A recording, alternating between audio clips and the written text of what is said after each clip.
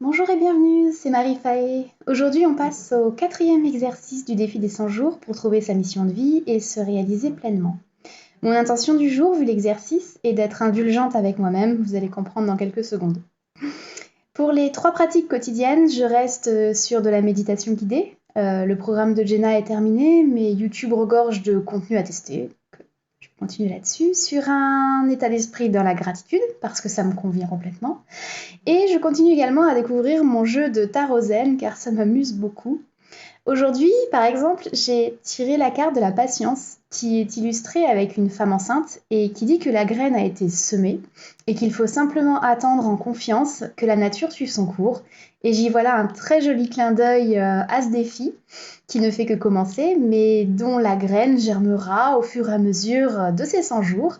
Et je suis sûre qu'on va en ressortir tout en couleurs et tout en fleurs. Voilà. Aujourd'hui, il s'agit de célébrer ses échecs. Lilou Massé nous demande de lister tous nos échecs, puis de réfléchir aux enseignements qu'on en a tirés, et enfin de remercier la vie pour ses enseignements. C'est un exercice que je trouve formidable, mais que j'ai eu beaucoup de mal à réaliser, parce que mon parcours fait que j'ai déjà assimilé le fait que nos échecs sont des leçons, que toute expérience est bonne à prendre et qu'il n'existe pas de temps perdu, seulement du temps vécu. Du coup, il y a très très peu de situations que je considère comme des échecs dans ma vie, voire pas du tout en fait. Du coup, ma liste elle est un peu maigre. En plus, on pourrait se demander qu'est-ce qu'un échec. Quand j'étais ado, j'imaginais qu'à 25 ans, je serais mariée, maman. C'est spoiler, c'est pas le cas. Et je ne le vis pas comme un échec. Du coup, on va partir plutôt du principe que l'échec, c'est ce qu'on a entrepris et raté. Euh, Moi, par exemple, là, j'ai un exemple qui me vient en tête, c'est quand je suis sortie de mon IUT avec ma licence professionnelle en poche et que j'ai commencé à chercher du travail dans le privé en pleine crise économique de 2008. J'ai passé 4 mois, 4 mois, oh là là. J'étais inscrite à la NPE, parce qu'à l'époque ça s'appelait comme ça. J'étais inscrite dans 3 agences d'intérim. Et on me répétait en boucle vous êtes trop diplômé pour un poste de technicien et pas assez expérimenté pour un poste de technicien supérieur. Voilà, merci les gars, c'est gentil. Quand on est nouveau, c'est sympa. Bref, donc j'ai galéré. Je me suis tournée vers la fonction publique. Et quand j'ai trouvé un concours qui me correspondait, j'ai réussi l'épreuve pratique, j'ai réussi l'épreuve écrite. J'arrive à l'oral et là, la catastrophe. Gros trou noir. Gros trou noir. On me posait des questions, je ne savais pas. Et j'ai répondu en boucle pendant 10 minutes. C'est long, 10 minutes. Je ne sais pas, je ne sais pas. Je sais que vous me demandez des choses simples, mais je ne sais pas.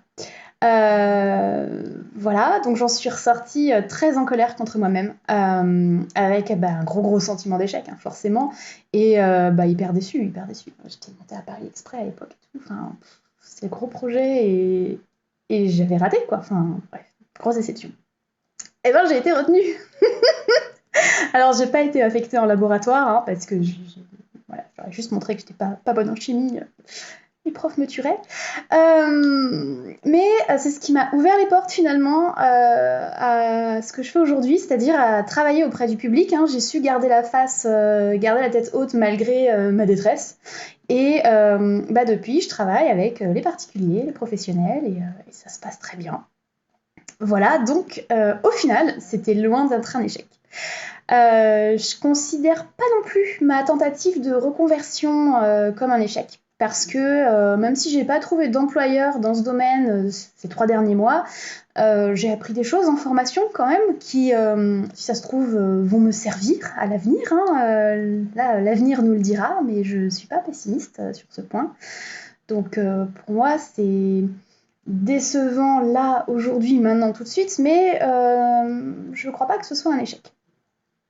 Euh, c'est comme les premières relations amoureuses, hein.